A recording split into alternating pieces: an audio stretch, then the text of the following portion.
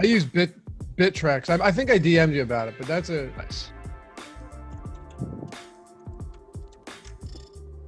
nice one. There's a couple decent ones out there. Or just use a VPN.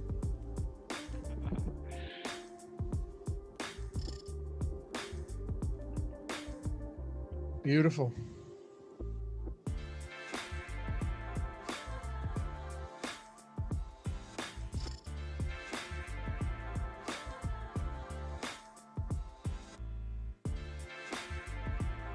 What is going on, everybody? Welcome to the Awesemo.com NBA strategy show presented by No House Advantage. It's a Saturday morning. What the hell am I doing here? I'm Dave Loughran at Laffy_D on Twitter, LOUGHY_D. Joined second time this week, maybe even the third time this week, by Alex Baker, the #1 ranked DFS player out there at Awesemo DFS on the Twitter machine. What's going on, brother? What's up, man? I ended up missing last night's NBA slate because I was moving, but I heard it was a pretty crazy one. And honestly, I'm not too mad I missed that one. How did it go? Well, the weird thing is, in terms of cashing, it was kind of an easy one, right? Like, it wasn't there was nothing all that extraordinary to it. It was kind of just plug in a bunch of players from Atlanta and New Orleans and then find ways to work around them. But the injury news was yeah, it was pretty insane. I mean, it wasn't any, but let me put it to you this way. It wasn't that much different than the night before because New Orleans was on that schedule too, but you also had Atlanta, and then Lou Williams ended up being only like 16% owned in large field tournaments, and he popped off for 40. Bogdanovich went for 50, and that whole game had a 213 total. I think there was like 232 total points. So it was one game that made the entire schedule really crazy. That's wild. The only thing I saw like at 7:12 was Draymond Green isn't actually playing. Yeah. Like probably no one played him anyway, but that's like welcome to NBA DFS like immediately. Dude, they lost by 53 points in that game. They got Jeez. absolutely smoked. And someone after the game was over, says, and he's one of our premium subs. I know he's joking, but he's like, Laffy said the Raptors stink and you should take the Warriors and the points. So yeah, that was in the morning before Curry and Draymond Green were ruled out. So a big difference for sure. If I ever say anything during a morning show, please make sure that the two best players on the team aren't ruled out throughout the day, and you're making that same decision. But yeah, my single entry tournament lineup was sick, except for my Fred VanVleet 14 DraftKings points. So yeah, that sucked. VanVleet had 14 DraftKings points in a game that they won by 53. Of course, he got injured. Who knows if he's going to play next game. Siakam was huge. And then Giannis dropped 72.5 fantasy points with just a banger of a game against the Warriors. So he didn't really miss much. It was kind of similar to the other day. But I think looking at today's slate, Alex, there are a few spots that are pretty big that we have to worry or at least keep an eye on from an injury standpoint. Definitely. Yeah. It seems like right now there aren't any big injuries that we know of. So it's all going to be about how these dominoes fall throughout the day. Yeah, I guess the only thing would be Sabonis. We're just assuming he's out, right? Because San Antonio's already a 5-point favorite. Brogdon was a late addition to the injury report, ended up not playing. So that's kind of a big one. And then Orlando, which we'll get into in just a minute, 15-point dogs. Terrence Ross, Michael Carter-Williams, and Kem Birch are questionable. So if all of those guys sit, who's even left on the roster to play this game against the Utah Jazz, one of the best teams in basketball? Oh man, that's going to be a good one because I mean, what's better than stacking a team that's a 15-point dog? Yeah, exactly. And Bradley Beal questionable too. We can actually kick it off with that one, Dallas and Washington. But before we do, happy to have all of you guys with us hanging out on a Saturday morning. This dedication, true dedication here on the Awesemo channel and the community. Already got 43 likes. So appreciate all you guys that just jump in and immediately do that without me having to ask. But it's not going to stop me from asking you guys to hit that like button. It helps us a ton to combat that YouTube algorithm that likes to favor the bigger guys. You know, we're just trying to get a small piece of the pie here, and you can help us do that. Also, subscribe to the channel as well. If you like this content, if you love DFS and you think we're putting out the best free content that you can find on the interwebs, subscribe to the channel. And if you hate it, we will refund your misery. Just click unsubscribe. Forget you've ever heard of us. I don't think you'll want to do that, but a pretty simple solution to get out of this one clean. Hit that like, hit the subscribe button, and that notification bell if you want to know when all our shows drop next. And we get started. Dallas and Washington. Let's jump into this one first, Alex. You've got the Washington Wizards, 6-point dogs at home, 229.5 total. Dallas is playing their second of a back-to-back, played a super low-scoring game against the Knicks yesterday. And Luka Doncic is one of, let's see, Westbrook, Giannis, Doncic, Towns. On DraftKings, one of 4 guys priced north of 10K, one of 5 if Joel Embiid ends up playing. He's questionable. Where are you at on Doncic today against a really fast-paced Washington team that also doesn't really care much to play defense? Definitely. Yeah, we always love picking guys against Washington. So I think so I guess one of the big pieces has to be like, will Porzingis play today, right? Because it is the back-to-back. Since I missed last night, it's a little bit tougher for me to remember all this stuff. But you're good. Yeah, back-to-back. So if Porzingis misses this one, that should open up a lot of value. It doesn't necessarily impact Luka a whole ton. Luka looks like a solid play regardless. And yeah, the way I see Luka is, even with Porzingis off the floor, it hasn't made a big enough difference to think that he is that much better of an option.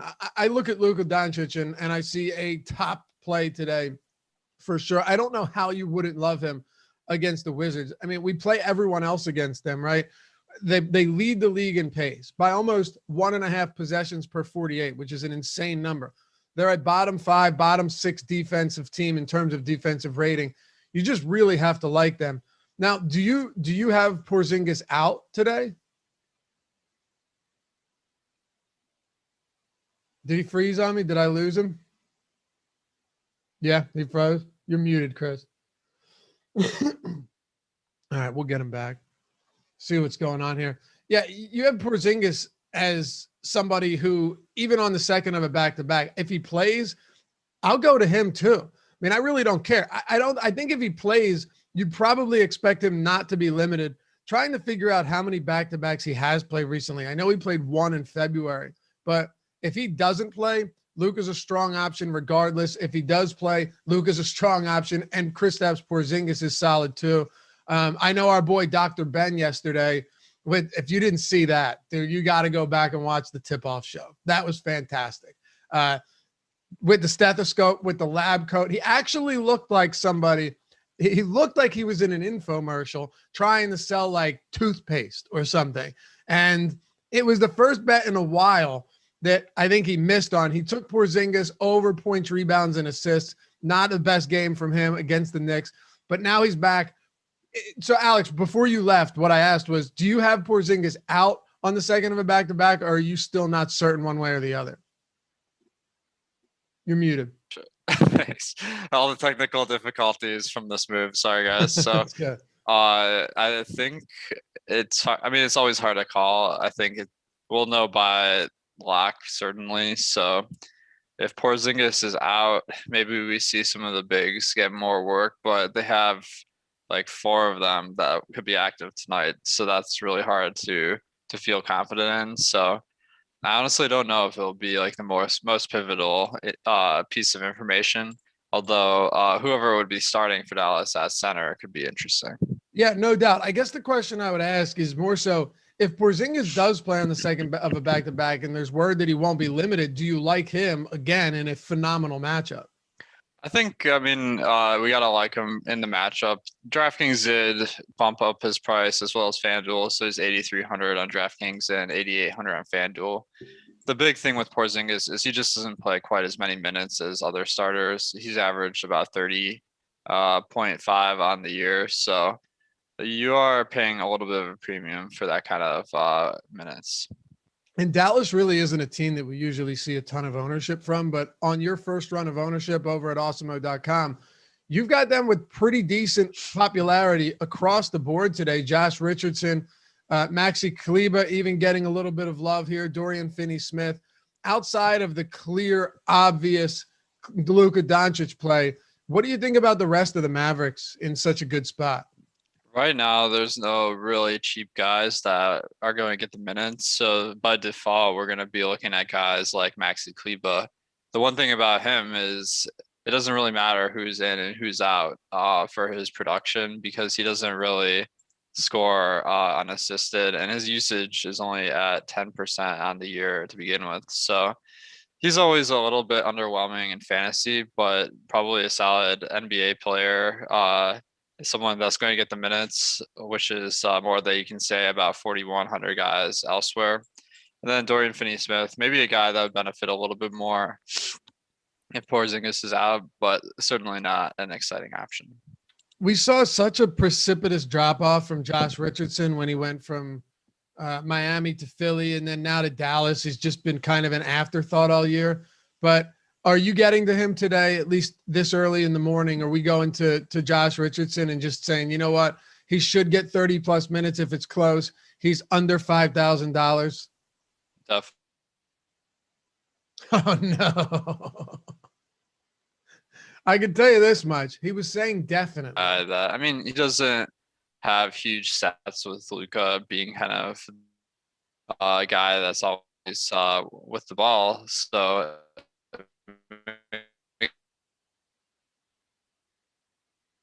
all right, about 0.9 per minute.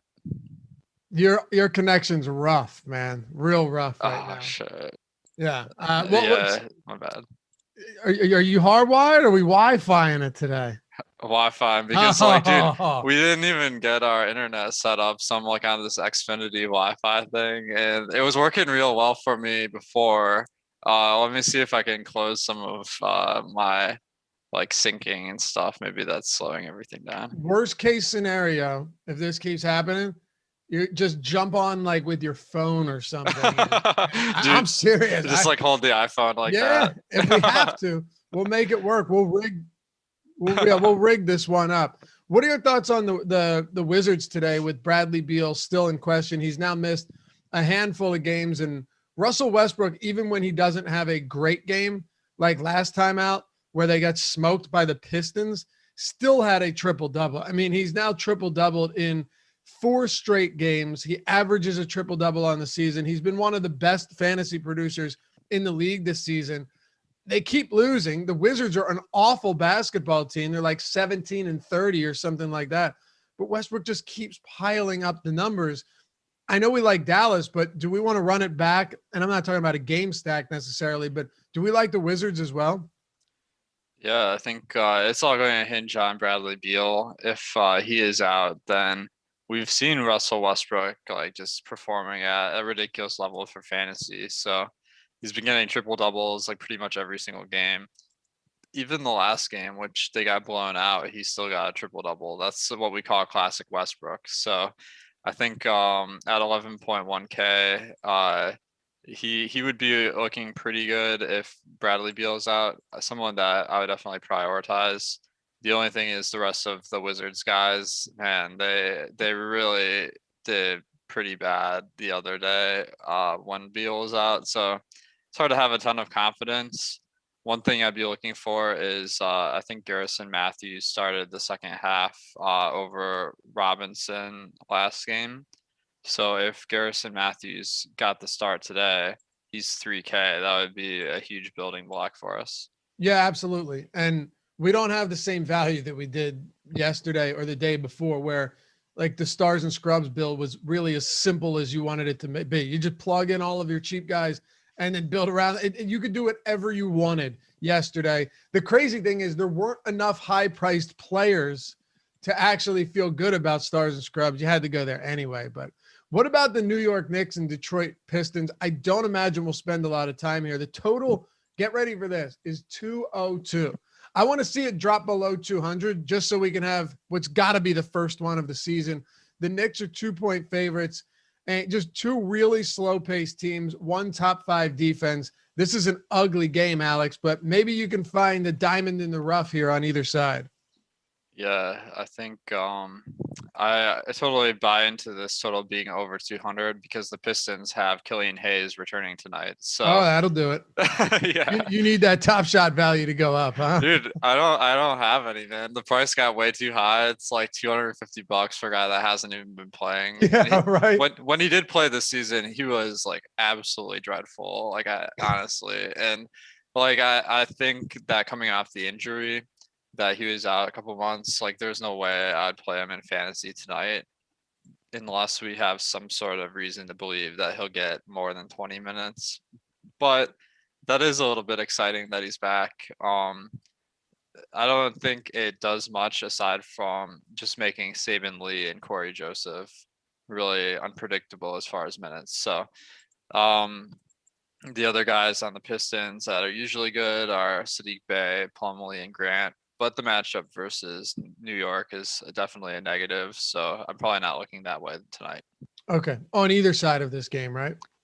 On the New York side, Derrick Rose revenge game. That's pretty intriguing. I'm But sure that's he's about real us. pissed about leaving the Pistons. Well, the funny thing about this whole situation is you remember when Rose was AWOL from the Knicks game? He like just Yeah. didn't show up to the arena and Yeah. somehow like they wanted him back. I'm like, well, like if you no call no show from a job, like it's instantly fired, right? Right. They're like, he must have had a good reason. Yeah, I think he just didn't feel like playing or something. Everyone was like worried about safety on Twitter. It's like, yeah, he's fine. He's just chilling. Yeah, it doesn't make any sense. He's at home tweeting, live tweeting the game. Doesn't make any sense to me. Yeah. But Julius Randle's been spectacular this season. It's just a matter of some really ugly matchups for them recently, and spots that other than those two Washington games where he kind of underwhelmed. But I don't really know. I mean, is Randle in a spot that's worth getting to, or should we just be fading this game for the most part? I think it's fine to get to. It's the thing is with the Knicks all healthy, that does cut into some of his production on the usage and assist territory, especially when he's on the court with Rose. So I think the price should fall a little bit. It hasn't quite reached where it should be, and I might look at him on FanDuel at 9K. Okay. So we have the Cleveland. I mean, some of these games are brutal, and there's so many big spreads on this one.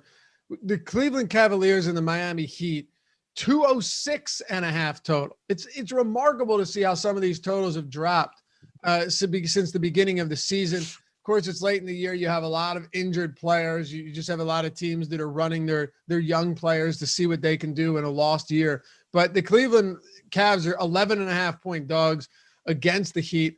They'll be without Jared Allen and Larry Nance again today. But the crazy thing is, and I know you saw this, Kevin Love had literally played 12 total minutes in the year 2021 coming into that game. 12 total minutes in the year 2021. And then he came in and he played like 14 minutes in the first half. I don't know if he would have played more if that game didn't devolve into a blowout later on, but he played 20 minutes. He produced north of a fantasy point per minute. Maybe you can help us break this down because I found it so strange to see, and I'm pulling up Popcorn Machine right now, right? So you have Kevin Love played 5.5 minutes in the first. No, actually, 5.5 minutes in the first. Came back in the first for another 4 minutes. So what is that? Oh, he played like almost 10 minutes in the first quarter. And then he played 1, 2, 3, 4, 5, 6 minutes in the second. He played a lot in the first half. And then he did this normal rotation in the second half to start the third quarter, Alex. Played around 5 minutes. But we saw JB Bickerstaff put him back in the first quarter. This game started to get out of hand. My question is, would he have come back in and closed this game out if it was close and played 30 minutes? Yeah, I think I think with Love, there's some big red flags. I mean, like you guys all know that, so this isn't anything new. But it's just like his injuries this year have been so bad, and they really have no reason to push him. So this is someone I would dock in our standard deviation on the site because I just don't know if he has the minutes upside, although it is possible, like, as you said, maybe he would get like 26, 27 minutes on a good night um, with the rotations. So he's the price tag out of 4,500 is a bit of a honeypot, but I'm not going for it tonight, especially like the matchup versus Miami kind of stinks, and the the Cleveland side is only projected for 96 points, which is pretty disastrous. Yep, no doubt about it. It's just something to keep an eye on because he played 15 and a half minutes in the first half, which is pretty wild. And then the guru says, was Hartenstein in foul trouble? I think he got 2 quick fouls. Yeah, he got like 9 quick fouls. It was ridiculous. And he still ended up having a decent game. But every time he came back out, he'd grab another quick pair of fouls and get yanked. He played 20 minutes, but I think this is an interesting spot as well. It's not a great matchup against Miami, as you pointed out, but Hartenstein played 6.5 minutes in the first, and then he played 4 minutes into the second quarter. So there was like a 10 straight minute rotation. He caught his 3rd foul 4 minutes into the second quarter. So I don't know, again, if Hartenstein would have kept playing. Then he comes back in midway through the third quarter, Alex, 4 minutes, catches 2 more fouls. Now he's got 5 fouls. So he didn't even return till 4.5 minutes left in the fourth quarter. Would Hartenstein have played 30 minutes off the bench? Would he have played 28 minutes off the bench? I don't know, but I think we can project him for more than 20 minutes. I just don't know what Kevin Love's rotation looks like either. It's a tough spot. Yeah, this one, Hartenstein, his salary has gone up, so it is a little bit tougher to get to him today. But as you're saying, it's like the potential seems pretty good because right now Cleveland only has 2 centers, basically. They have Kevin Love and they have Hartenstein. That being said, Miami does play a little bit smaller at the center position with Bam Adebayo. So I don't see any necessity for them to have Love or Hartenstein at the court at all times. But as you're saying, like Hartenstein, he's been in foul trouble both games and he's still gotten there. So I'm kind of looking at it like maybe there's some upside here.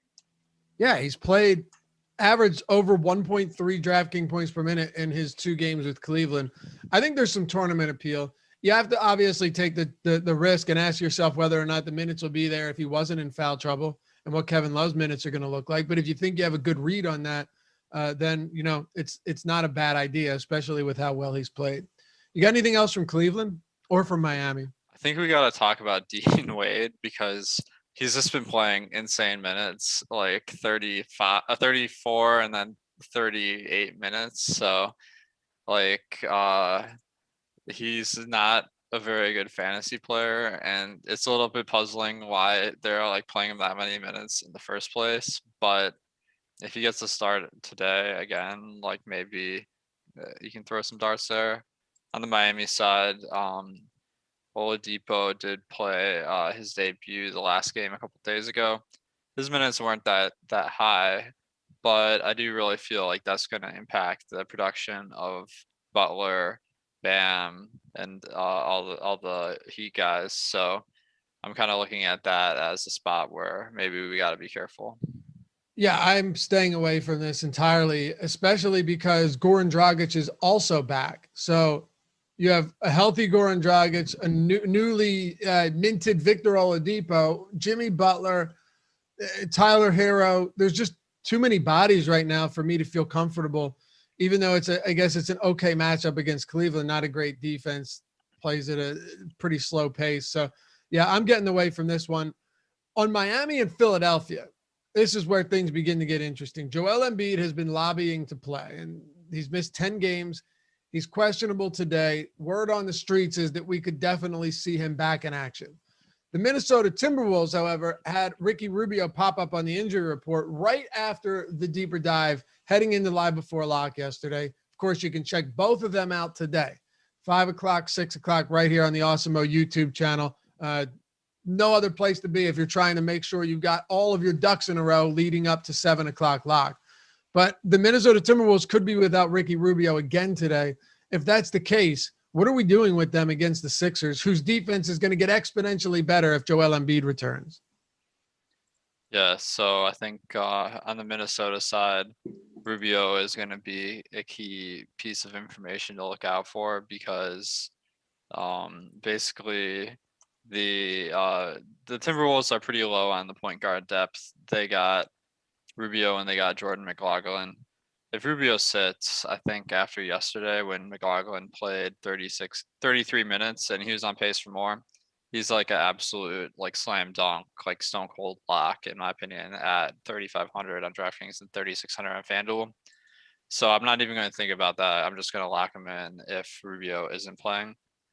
But if Rubio is playing, I'm not seeing a ton here given Embiid's back. That makes it a little bit of a tough matchup. For sure. And by the way, we got a super chat earlier that I forgot to mention. Curran Batea, if I pronounce that wrong, brother, I am sorry. I'm trying. I don't know how to pronounce that one. But anyway, really kind words. Said $150 last night. Appreciate all y'all. Got the Awesemo logo as my profile on FanDuel. That's right. Laffy, you're my favorite guy on the channel. Oh, man, keep it coming. Alex, you rock, man. Listen, if every super chat and comment was like that, I'd be living a happy life. Thanks, man. Appreciate you. And Joshua says, fellas, took first in the 50 cent 150 max last night. Thank you. I think Awesemo logos were 4 out of the top 5. That's easy marketing right there, brother. You'll Don't have to lift a finger. And you guys do know, I get people sharing screenshots every single night, right? Every night I go on the Twitter and I see, thanks to Alex and Adam and Laffy and Josh and everyone, but they don't have the Awesemo logo, right? And they watch the show. If you have the Awesemo logo and you finish first through third in a tournament with at least 5,000 entries, you get and you show it to us, you get a free month of Awesemo Plus all access, Awesemo Plus Platinum, everything. But you got to have the Awesemo avatar in there. So no reason not to throw it in there. I'm sure you got a great picture of your Labradoodle or something, and that's cool. But no one cares about that playing DFS. Put it in and find a way to actually get some value out of it. You win a lot of money, and then you get a free sub to keep making money and take that, what you won, and further that investment instead of squandering it. But yeah, you throw that avatar up there. Can't hurt. All right. So what are you doing outside? Let me ask you this. Before we go to Philly, is there anything else on Minnesota that you want to hit on? I think Towns could be a play, but it's looking like he might be one of the weaker spend up options today. I was trying to see Jaden McDaniels. He had 5 fouls yesterday, right? So I was curious, and they also lost by 12 points, but the game never got too out of control until the end where they were down by like 25 points. So he got the start. He didn't get in foul trouble until he had 3 fouls. Okay, so 3 fouls in the second quarter. He lost a few minutes there, and then he had 2 personal fouls 2 minutes into the third quarter. So I'm just thinking he lost probably like 10 minutes in that game due to foul trouble. Here's the thing with Jaden McDaniels, though. He has 12% usage. So like he's kind of exciting as a prospect because like I feel like once he ups his offensive game, maybe like I'm kind of big on the guys that are good at defense and get the minutes, but it just feels like he doesn't have that offensive skill set right now. So I feel like his price has kind of gone up to the point where he's a little bit tougher to get to. Yeah, we haven't seen anything spectacular from him, but the minutes had been really, really solid before that last game, 36, 38, and 36. On Philly, they've got a good matchup. Here's another game that profiles as a blowout, but again, and I tweeted it last night, Siakam had 58 fantasy points and they won by 53. So he didn't even see the floor in the third quarter. The more you worry about blowouts, the more it probably bites you than helps you. So, you can still have monster games from players in a blowout and games that blow out that don't make any difference because the score doesn't get out of control until the end. So 12-point favorites are the Philadelphia 76ers here, 226.5 total. Do you like anything from Philly?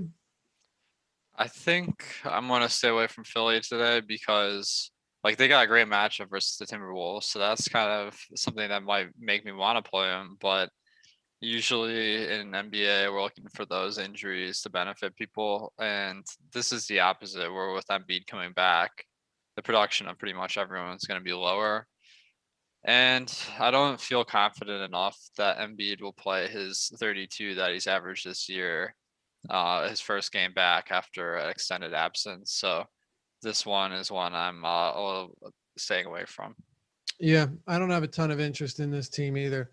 Ownership would say right now, where are we at? That, yeah, no one's really getting much. Plus, Harris and Simmons are priced to play without Joel Embiid.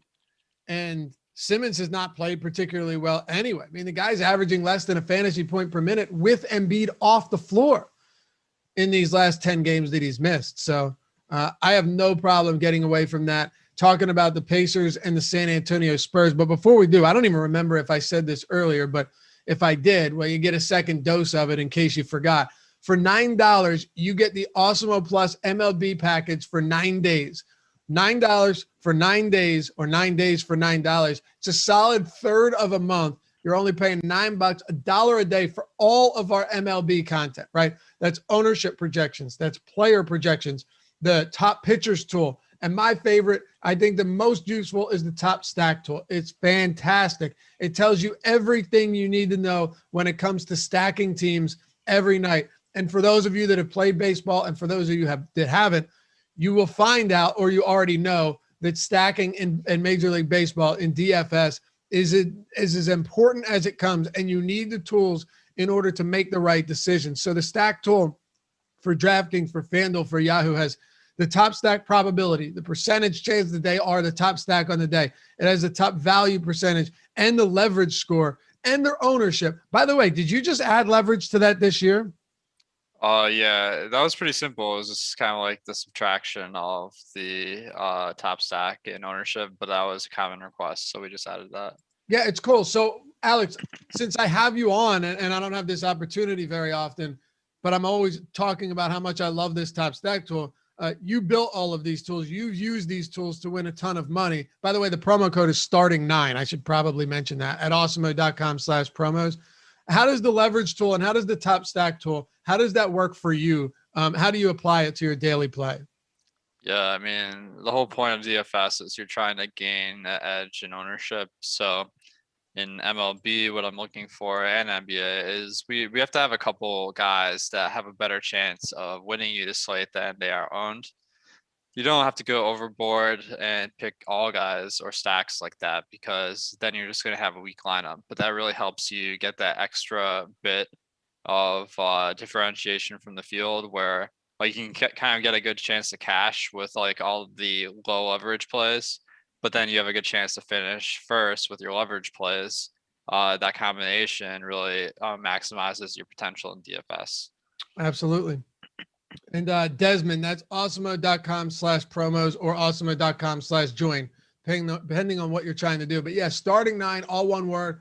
Wonderful producer Chris Karen had it up on the screen right there for everyone to see. Go to awesemo.com/promos. Use that promo. Get 9 days for $9. Awesemo Plus, all of our MLB content. And there's a lot that I didn't even mention in there because, well, we're trying to get this show done in a timely fashion. All right, Indiana and the Spurs. The Pacers are 5.5-point dogs. So immediately, before I even looked at injuries, I just assumed that means somebody's got to be out. The 219 total in this game. Sabonis left with that ankle injury yesterday, did not return. Malcolm Brogdon ended up, being listed as a starter and did not play. He was a late scratch, and it doesn't matter much, but Jeremy Lamb is also questionable here. So can you talk to me about what we plan on doing with the Pacers today, assuming that Sabonis and Brogdon sit, or at least one of them? It's all going to depend on what happens with that, those two guys, because I mean, those are the two like stars of Indiana. So if they do sit, then I think that's going to open up a lot of value. McConnell at point guard would get a big benefit. He came off the bench and played 32 minutes last night. So we can expect about the same if Brogdon's out today. That would be pretty much a close to a lock, not quite. Um, and then if Sabonis is out, then that one's a little bit trickier. Maybe we see Jakar Sampson start at power forward because we've seen that a lot, or it could be Doug McDermott. If Doug McDermott started, he'd probably be a pretty good value, but you could look to Miles Turner. Miles Turner should rebound a lot more with Sabonis off the court, and his salary looks like it's pretty low, so Miles Turner could be a guy to look at. Okay. Yeah, I think so too. I mean, this is going to be, as it stands right now, just given that we don't have a ton of value, this, if both of them are out, the 1 and 2 on this team, if they sit, there's no question that that's going to open things up. And of course, it's against the San Antonio Spurs team that is not that good. Their defensive rating on the year is fine. You know, I think it's 10th in the league, but they play at a middle of the road pace. It's a pretty neutral matchup, which is really all you need if you're down your top 2 guys and you're just looking for some value. I'll ask you this before we move on to the Spurs. Would Karis LeVert be one of your top plays on the entire day if Sabonis and Brogdon are out, or maybe just Sabonis? So I think Karis LeVert depends a lot on Brogdon for his what we're looking at here, because ever since LeVert has joined the Pacers, his assist percentage has gone down from 28% on the year to 22% with the Pacers. And his usage has gone down from 26% to 23%. So what I'm seeing is just that he's not getting the ball as much, and that's hurting his production. If he's kind of like the point guard on the court, and if they start Edmund Sumner like they did yesterday, that would make LeVert kind of that de facto engine of the offense when McConnell's not in the court. So I do feel like LeVert, if Brogdon is out, should be a pretty solid option. Yeah, me too. I'll be honest with you. I'm not exactly concerned about Edmund Sumner or Aaron Holiday or any of these guys shouldering that offensive load. I guess you could definitely mention TJ McConnell. I mean, he played 32 minutes last night. He's $5,000, and that's with Karis LeVert healthy. McConnell's been pretty good this year, Alex, and he's averaging exactly a fantasy point per minute. If Brogdon's out, would you go to him in some capacity, or is he priced up a little too much for your liking? Yeah, I think after what we've seen with Brogdon out, we can expect that McConnell will average about 30 minutes off the bench when Brogdon is out, in which case I think he's a very good value at 5K. So okay. I'm not going to expect him to start and play like 36 minutes, but I do expect him to come off the bench and play a lot of minutes. All right. Yeah, this is why you tune in to Deeper Dive live before lock. You set notifications on your phone. Our boy News God does a very good job of getting that news out quickly for all of you in an expedited fashion. All of that stuff for NBA. Look, we all know it's been a weird season. The injuries have mounted or piled up. It's been a strange one.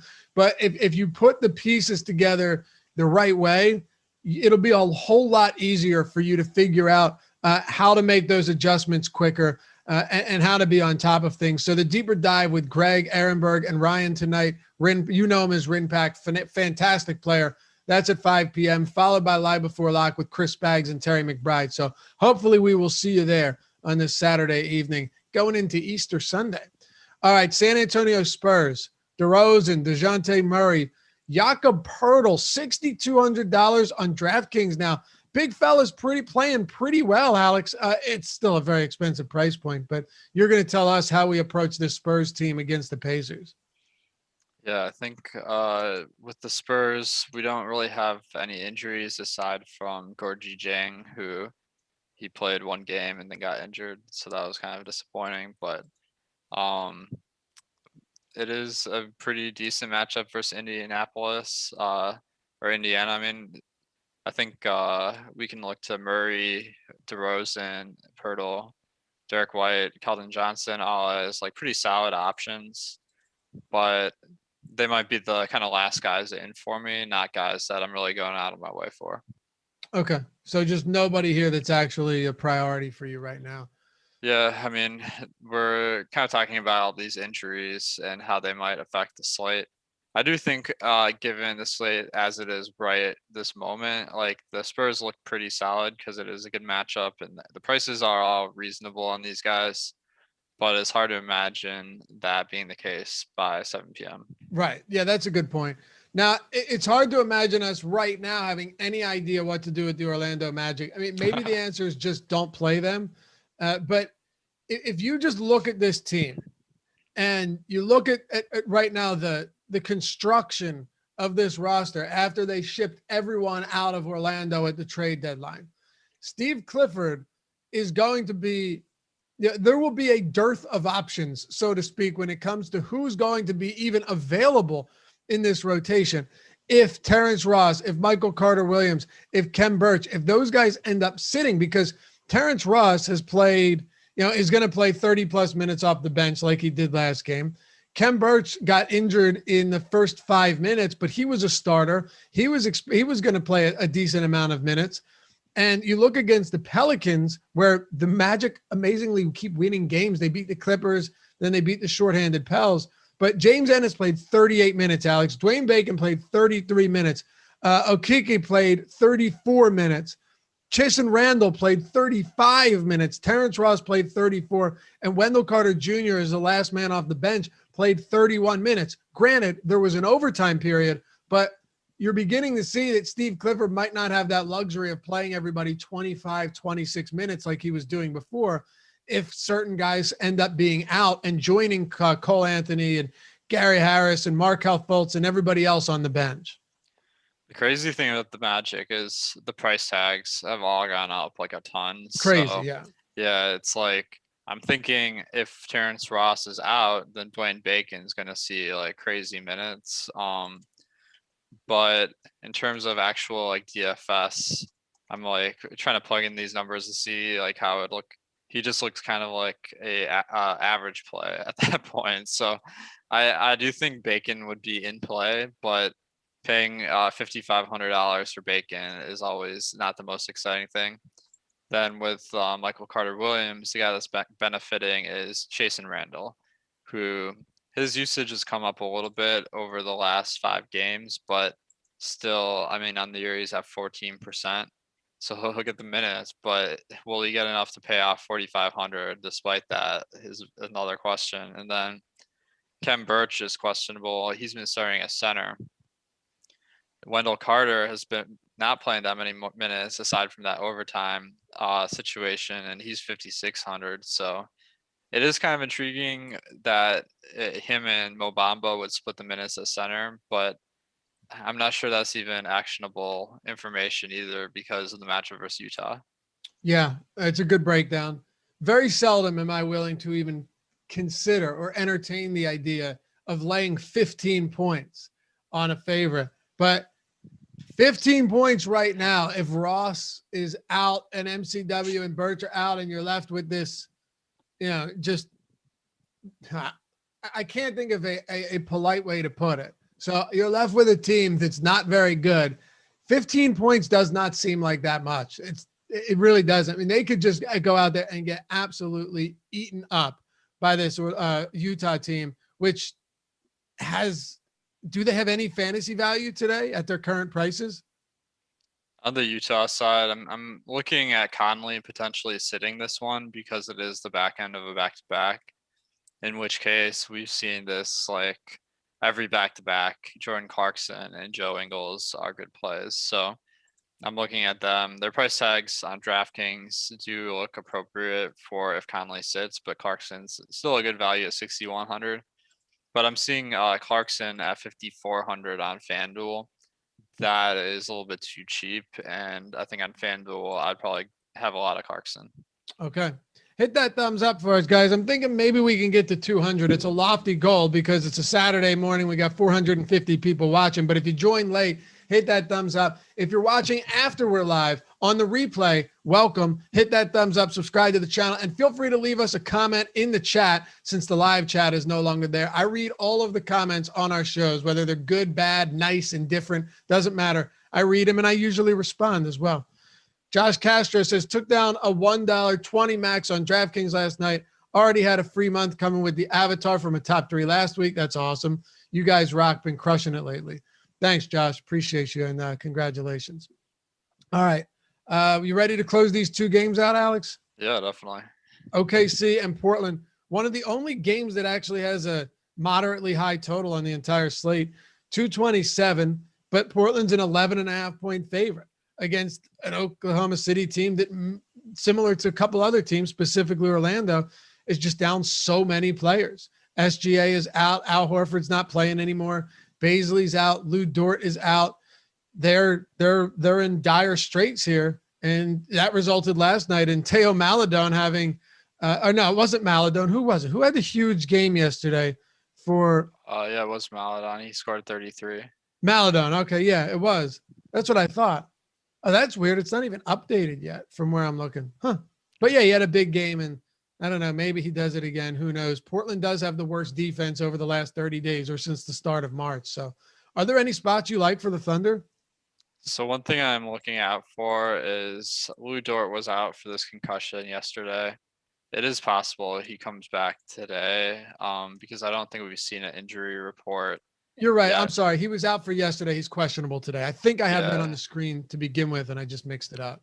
No, I think I see him listed out on some of the fantasy sites, but I'm not sure if that's gonna change later. So I put him as questionable in the run sheet, and then I just started reading him as out. But you're right. He was ruled out yesterday. He's still questionable. I don't think we have any word on him today, actually. right. No update yet. So I'm seeing that as a possible way. It kind of messes up some of the value here because Svi Mikhailuk has been playing big minutes. He probably goes back to the bench, and then Dort comes in, and that might lead to lower minutes for all the guards. And then at the big spot, we have Roby Pokashevsky and Moses Brown, who all have been really solid fantasy options. Prices have gone up a significant amount. Roby is 6,200.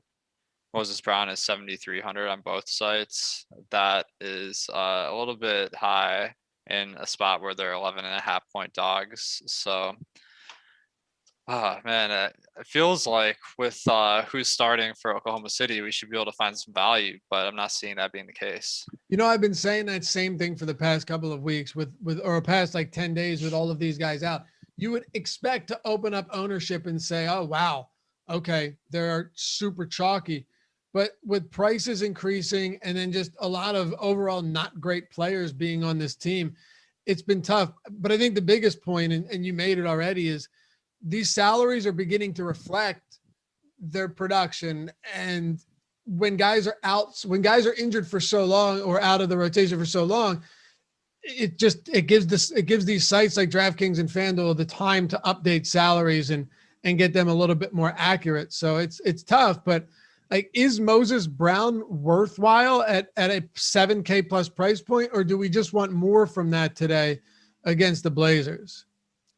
I think his minutes are just a little bit too inconsistent to be paying that. But I mean, it's hard to argue with the production because wasn't there one game where he had like 20 and 10 at the half or something? Yeah, an insane. I forget which game it was, but just an insane performance. But then yesterday he played 24 minutes and he got 1 point. So I mean, right, 1 point and 8 peripherals. So that was a little bit concerning. Yeah, I agree. It's a spot where he's a little bit too volatile from a minute standpoint, especially if you're paying a solid mid-range price point. So Portland, on the other hand, has had McCollum back. They've had Yusuf Nurkic back for a little while now. His minutes still limited. As a matter of fact, since he returned in 3 games, he has not played more than 21 minutes. So that kind of sucks because he's a great per minute player. McCollum's been back playing well, got off to a great start this season to begin with. And Damian Lillard, while he's had some solid outings, is not someone that has been a very popular option recently since Portland got healthy. Do you like anyone from Portland against this completely banged up and decimated Thunder team, or are there better spots to look on the rest of the slate? The nice thing about Nurkic is we've been getting news about how many minutes he's going to play. Yeah. So I do see this as a second end of a back-to-back, which that could lead to maybe Nurkic sitting out since he is on this minutes limit to begin with. in which case I'm looking at Canner's salary. It looks like it hasn't even dropped that much, sadly, but he could be a good play if Nurkic doesn't play this one. But on the second end of back-to-back, I don't feel like we can be confident in Nurkic playing any more than 20 minutes like he's been playing. So that's what I'm looking at center. With the rest of the team, Lillard's price hasn't really come down much since McCollum has come back. So he's kind of a guy I'm staying away from until he's a little bit cheaper, because McCollum's usage and assists have been higher this year, considerably from previous years. So I think that really does make an impact on Lillard. With the wings, Norman Powell's the guy I'm looking at, trying to figure out what's going to happen with him on this new team. His usage on the year is 23%. In the last 5 games is 20%. So it looks like pretty much what we're used to. So I don't see him as an exciting option. All right. Desmond Morris, welcome to the team, brother. Just joined Awesemo. God bless you guys, he says. No, God bless you, Desmond, and happy Easter. I am King Sosa. Welcome to the team as well. Just joined here on YouTube. You guys could do it's I think it's like $2.99 a month. I should just figure this out. Yeah, $2.99 a month, right? Or not a month, just $2.99. I think. I don't think it's a monthly fee or anything. Nope, it's a month. But it's pretty cool. You get the loyalty badges next to your name. There's some really sick ones. If you click join, you'll see. And the custom emojis only for you as a or as a member. We did this honestly for you guys to have something cool in the community. It's certainly not something that we benefit from much at all, but it's cool. And I've noticed that a lot of you guys like it. And it's great seeing those avatars pop up. There's an Alex avatar. There's an Awesemo avatar. There's one of me. There's one of Ben. There's some funny stuff, some good stuff in there. And it's cool. You know, you see the community grow with the badges next to their name and all of that stuff. So if you join, my favorite is Chris Spagg's hat. Oh yeah, the hat, the money time hat. Be sure to shout you out as well. And you know what? Sometimes you even get priority access in terms of question asking that. And if you're actually a premium sub at Awesemo, our premium Slack chat, just mention us. You know, and if you use the promo, make sure to join our premium Slack chat and hop in the office hours. You can ask the pros real questions every day when they're trying to help you better your game and improve upon your playing. But that's obviously priority first, because you know, we want to take care of our subscribers and our members in the community that we've built here at Awesemo. We also want to talk really quickly about No House Advantage before we close this slate out with Milwaukee and Sacramento. It is one way of only a few left really in this industry to build a bankroll and do it consistently and get a promo and get a match deposit when you're doing so. It's No House Advantage. I'm sure many of you have heard of it, but if you haven't, go to No House Advantage, download the app, and check out what they've got to offer. It's a peer-to-peer player prop betting platform. So it's like tournament style, but player prop betting. Unlike DraftKings or FanDuel Sportsbook, where you're just betting singles and a prop, you just bet one at a time. You can't parlay the prop, and the lines move frequently throughout the day. Well, you could put all of these together by confidence. So if there's one that you feel great about, you put that at the top. That gets you the most points, all the way down to the bottom, which will get you the least points, which is the least risk you want to take on. Kind of a tournament style format, guaranteed prize pools, and they are static, meaning if they come out the night before or that morning and you see something you like and you know it's going to change, you know it's going to change on other books, and you just have that edge, that mental edge, you can take advantage of that, or you can compare them to books as well and see which ones don't align. There's so many different ways to do that, but the biggest way is all of the tools that Alex built for No House Advantage at Awesemo are free. The Awesemo No House Advantage, player prop projections, totally free, and the optimal lineups tool, totally free over at awesemo.com. Use that to your advantage. A lot of people that play there might not know about Awesemo, might not know that these tools exist. So make sure when you sign up, use the app or download the app, sign up, you check out all of the tools, and you use the promo code Awesemo, AWESEMO, to get a $20 first match deposit bonus. Go there, download the app, use the promo code Awesemo, get your $20, use the tools, win money, build your bankroll. And if you want to say, taking the DraftKings and FanDuel afterwards, take some of that and put it into some of these bigger contests, sure, but it's a great way to build your bankroll sustainably in an industry that has gotten much more difficult to win over the years. So go to No House Advantage, check it out. Use that promo code Awesemo. All right, Alex, we got about 4 minutes to go. Milwaukee and Sacramento, the Bucks 7-point favorites. Again, another second of a back-to-back against the Kings, who are on a second leg of a back-to-back in a 239 total. Break this one down for me. Easily the highest total of the slate. Yeah, I mean, Milwaukee plays at a fast pace, and they are obviously a great offensive team. Sacramento also plays at a fast pace. They have a bad defense, so I'm kind of seeing this as a good spot for Milwaukee. So I think Giannis, he's a good option every day, and today is no exception, given the matchup. But beyond that, on the Bucks, I might wait for some more shoes to drop before getting to those guys. So just the pricing and the fact they play with Giannis makes it a little tough for them to get there. On the Kings side, we have Delon Wright kind of on the team now, filling in for Kojo, except playing a little bit more. So that has made Tyrese Halliburton's minutes a little bit more shaky. I'm trying to pull up last night's game because I didn't catch that one. It looks like Halliburton played 29 minutes, got pulled with a few minutes left, but I was hoping that once he started getting the start, he'd be playing as big minutes as Fox and Barnes, but that hasn't really been the case. And then Fox, his salary, I don't think it's ever been as high as it has been this past week at 8,900 and on DraftKings and 9,500 on FanDuel. Certainly a great player, but that is a little bit too high for me. So I kind of like the game environment, but the pricing is a little bit tough to get to for me. What are you seeing here? Yeah, I think it's certainly going to be an interesting late night hammer for sure, right? You have a couple 10 p.m. games, 2 to be exact, but I look at the rest of the slate and I see a ton, and this low totals doesn't mean a game isn't going to be good, but I see so many totals that are just really underwhelming. Some of them close to sub 200. And then you've got this one that's popping up over 239. I don't know how you don't love Giannis Antetokounmpo today.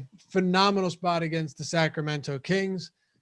He's got to be one of the top options on the slate. And just looking at ownership, Giannis is pulling around 14% on DraftKings right now, which is top 10 or so on the slate.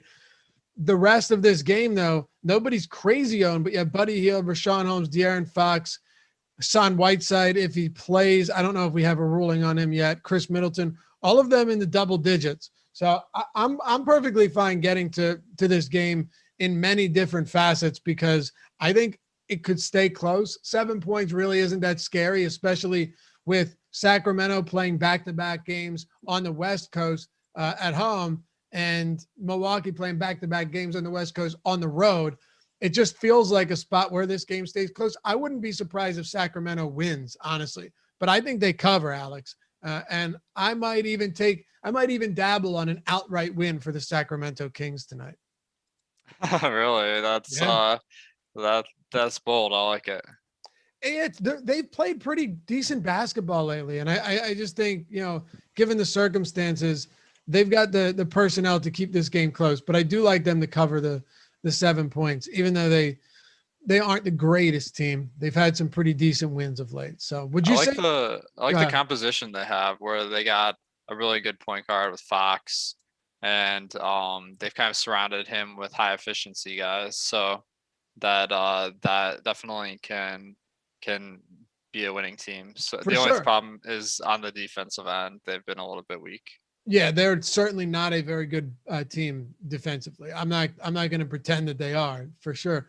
But I think Milwaukee is playing at what, a middle of, where's Milwaukee in pace this year? That is a good question. Yeah, I'm trying to figure this out. They're third in pace. They're third in pace. Okay. So Milwaukee's playing at the third fastest pace in the league.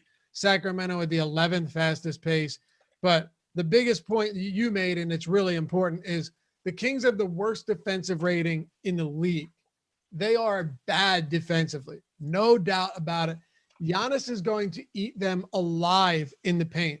And, maybe the more I think about it, maybe I should back off that outright take. I think they cover. I think they can keep it close. But Giannis against a team that does not rebound well, that cannot protect the rim and cannot defend in the perimeter or in the paint.